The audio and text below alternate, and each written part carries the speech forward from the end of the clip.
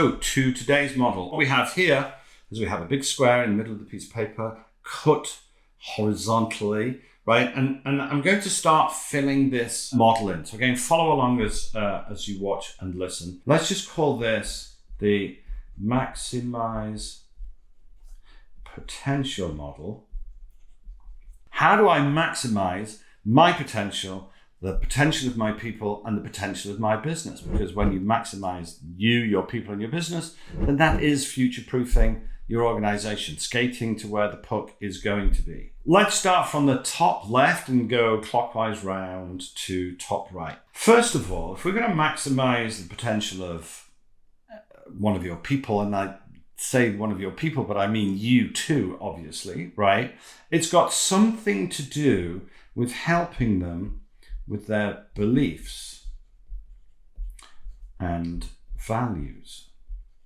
Everybody's beliefs and values are the things that drive the behaviors and lots of other things, but it all starts with beliefs and values. I think everything does.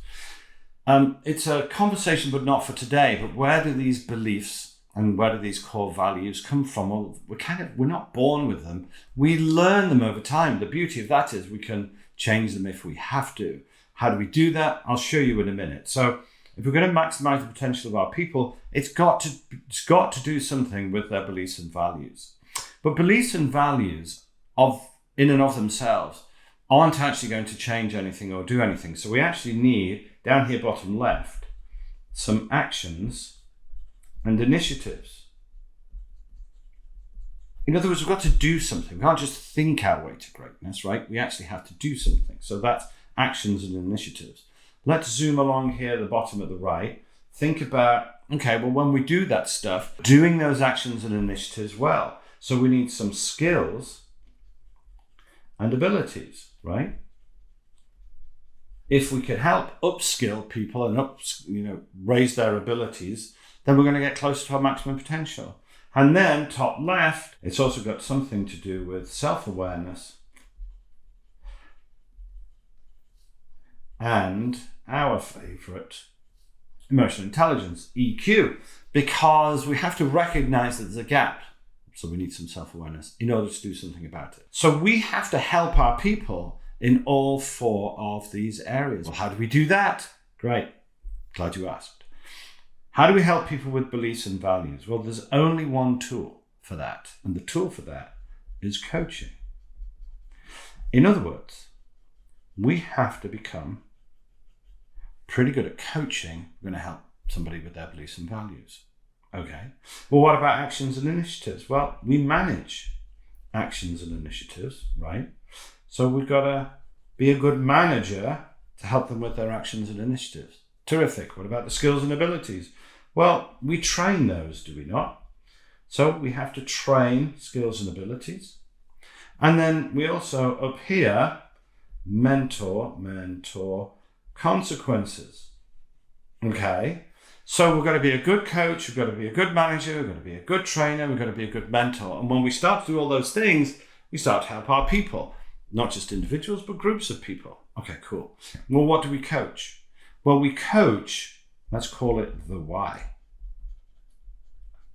We coach the why. Why do we need to do it this way? Why do we need to do this? Why? So we coach the why. They need to believe it because beliefs and values are entirely conceptual things. We have to help them with conceptual issues.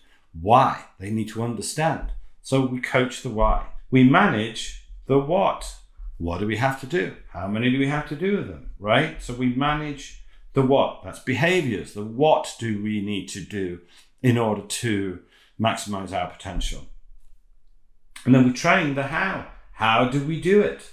How do we do those things? And then what is it that we mentor? Well, we mentor consequences. The consequences. The consequences. In other words, as a consequence of this happens, and that, and this happens, and all of that kind of stuff. Another way of looking at that then is how do we know what to coach? Well, we look for patterns. So patterns point us towards things that need to be coached, okay? Events, we look at events to see what needs to be managed. We look at gaps to see what needs to be trained.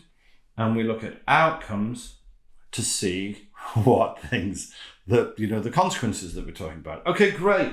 So now let me just figure out, how do we then overlay all of this stuff, the stuff that we want and the stuff that they want, back onto this other model? Okay, good. Glad you asked. So purpose and motivation lives in terms of beliefs and values, right? So this is purpose stroke motivation. That was number 3 from our earlier pattern, from our earlier model. Down here is autonomy and self-sufficiency.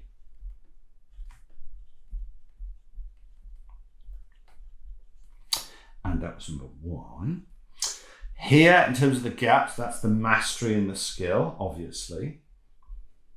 Mastery and skill. Mastery and skill was number 2. And then the only one that's left, 1, 2, is number 4, obviously, and that is tenure and progression. Okay, tenure, progression. In other words, what I'm hoping you're starting to see is, actually, if I'm going to maximize the potential of my people, well, myself, my people, and my business, there's more to do than just managing. Which is why I said earlier, if you've got more than 6 or 7 people, all you're able to do is manage, but you've got other jobs to do too. You've got to manage them. You've got to coach them. You've got to train them. You've got to mentor them. You've got to develop them. And you can't do that if you've got 17 people reporting to you directly, because it's just impossible to do. There just aren't enough hours in the day. All right, let's keep building this model. And I know it's getting busier and busier and busier. How do we connect beliefs and values with actions and initiatives? Well, the thing that connects those two is accountability. So we need to hold them accountable to their actions and initiatives. How do we connect skills and abilities to actions and initiatives? In other words, making sure that they're doing the right things and the right density and all of that kind of stuff. Well, we do some kind of role plays with them. And that can just be conceptual, talking about situational conversations. That's okay too. And then how do we connect skills and abilities with self-awareness and EQ? That's by giving really, really good feedback. And the reality is their speed and development is going to be limited to your ability to give constructive, useful feedback. And then the piece that connects these two up here, which is 3 with 4, is guided discovery.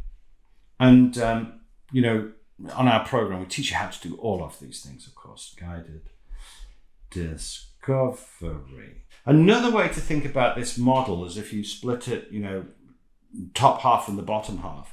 This top half here is, we're going to call this, if you like, personal growth. And, excuse the writing in that because I'm kind of half sideways. This is business growth.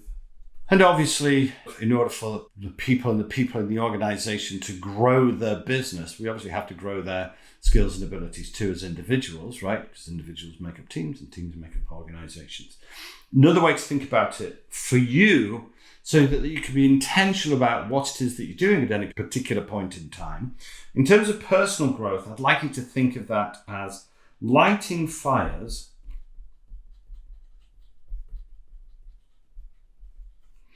within people. So that's lighting fires within. That's the coaching and the self-awareness and the EQ. It's about guided discovery and accountability. That's lighting fires within. And then in terms of the business growth piece, that's lighting fires under. Lighting fires under people. So we should always, at any one particular point in time, think, am I lighting fires within people here? Am I lighting fires under people here? Okay, well, I think that's all I wanted to say at this point for today. Other than, of course, I suppose, thank you once again for tuning in to Stop Managing and Start Leading. I'm Antonio Greedo with My Daily Leadership. Thanks for being here. Until next time, by wisdom and effort, ta-ta for now.